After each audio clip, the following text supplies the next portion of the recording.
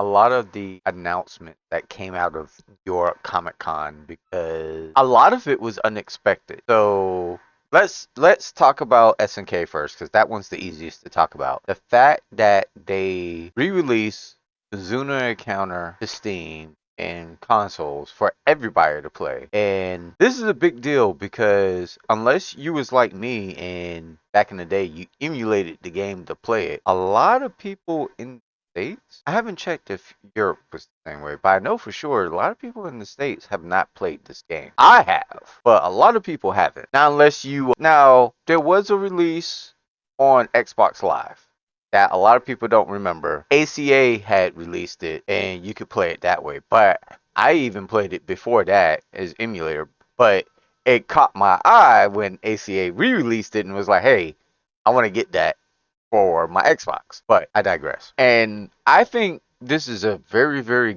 good move from SNK to put that game out there because a lot of people haven't played this game. And I tell people all the time, like, especially since I love like tag fighters and all that. Thus, why I'm playing 2XKO right now. I tell people all the time, as much as they see me play the Marvel games and all of that, one of my favorite tag fighters, other than Rage of the Dragons, is Kazuna Encounter. Oh man, the game is just fantastic. So I know it's supposedly out now. So if any of you go out and grab it, I might actually either re-pick it up or I will emulate it or see if I can stream it from my Xbox or something and show off a little bit of it on stream maybe next week or so. I could do that. But I thought that was a good play on SNK's part, so that's really good. Plus, people get to see Gee's successor, King Lion, King Leo, King Lion. I love the story too.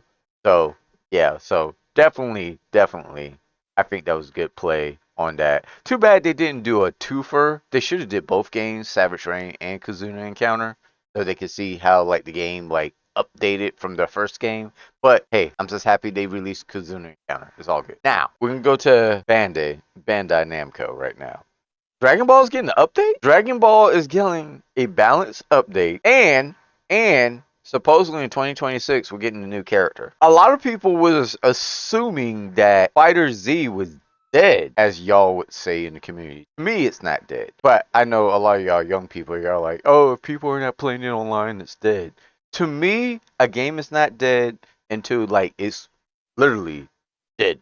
Like no one's playing it all. Like just because people might not be playing it online, you might have those rare people that might be at a local like, hey man, have you ever played this? Like, no, let me bring it next time, and they will revive and restart a community in that sphere. So I know a lot of you young people are like, oh, it's dead if you can't play it online. Nah, it's not dead until it's truly dead in your local. So that's my thought process. But I'm kind of happy to hear this and excited because, bro, Fighter Z was huge when it came out. And I've had a lot of like battles in that game too. And the fact that we might be also be getting an updated character, I think that's fantastic. Same with Bandai Namco.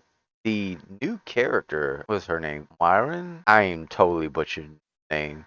But yo, they came out with a new ogre style character? That threw me off guard. I was like, what is this band in Tekken? See, you know what they're doing. I was one of the people that was faithful to take Tekken 8 since early access beta. I know not early access beta, the first beta, then second beta, then early access, it didn't release. Bought the season pass and all that, and then the game, as y'all know the history, or if you don't know the history of Tekken 8, there was some craziness with trying to do balance updates, and the game became more unbalanced, and they had some issues.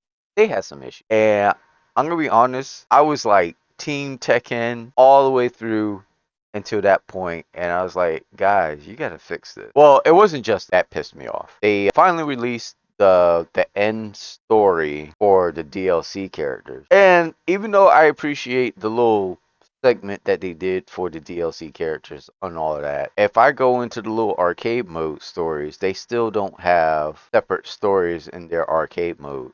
And that just rubs me the wrong way because Bandai Namco really has been advertising this game as the most content and all of that. But I don't like it when you take a character that people pay for and really all they are is a extra character to play with online. That's basically what they are. They have no story attachment, even though you gave us a mini story and stuff like that. And it really irked me the wrong way. But then again, I don't like modern day practices anyway. I don't like battle passes. Believe it or not, I do like DLC, but the DLC has to be like game changing enough to where it really extends the game. If it's just a character, it's like, well, it extends the game. Yeah, I got a new character, but why are you gonna charge me like $5 to $10 for this? So, but I digress. But it's kind of cool that they thought about it and they brought a ogre style character back into the game. And seeing the trailer where they have her and Safina fight, I'm like, okay, I'm really liking this. So that's kind of cool. Then we have a what was it? Unknown Studio that announced that they're making a Avatar, the last, well, Legend of the Avatar. That's what it's called, the fighting game. But it's basically Avatar: The Last Airbender or the Legend of Korra, which I think that's why they call it what they call it. Legend of the Avatar. Okay, that makes sense. And there's gonna be a Avatar fighting game coming out next year, and I'm for it. I already wishlisted. I'm like, dude, I've wanted this back when I was watching Avatar: The Airbender in syndication, and then Legend of Korra. Oh man, fantastic! You know what? If y'all have not played it, and I'm a little mad because I think it's really hard to get access to it now unless you do some things, but that Legend, like I played a couple of them, but the one that was really good was that action style Legend of Korra game. Oh my god, that game was fantastic, and that was by Platinum Games. But it was locked behind online access on the PlayStation because when I originally got it, it was on the PlayStation, but it was also on Steam. But if you try to look it up on Steam, it's not there. So, yeah, it's a rarity game that's actually really good. And if you didn't get to play it back then, you'll have a hard time grabbing it. However, I wonder how good the emulation is on that. I might look into that and see if we can preserve it and play it that way. But yeah, really good game. Digital only game because I don't think it had any physical copies. But it is what it is. But yeah, I'm looking forward to this Avatar fighting game. I need to look more into the studio that's making it to see if they've done any projects before. But then again, there's a lot of indie like Team Corrupt, which I might play that a little bit for Fighttober. Came out of nowhere, which I reached out to that guy, be like, dude, please come out with an OST of your games. I love grabbing game soundtracks. So it pissed me off when Blazing Strike came out last year, and for Steam and all that stuff, you could not get soundtrack. So I ended up buying the limited edition for the PS4 because I still have a PS4. Don't have a PS5 right now. I kind of opted out because PC now. PC can do everything. So I bought the limited edition version for the PS4 just for the soundtrack. Well, that, and I wanted to support that. This was a fighting game made by one guy. But yeah, man, a lot of amazing fighting game announcement through NYCC Comic Con. My God, it was fantastic. So I know some of you will probably want to know my thoughts on 2XKO and early access, and I will basically talk to you about that while I play the game. But one more thing before we cut the game on. Absolum's out. I haven't played it yet, but everybody that's reviewing it, I've seen a couple of reviews from viewers I trust, and they say it's fantastic. I hope to pick it up by the end of the week. We'll see. And even though this is still Fighttober, beat 'em up will count.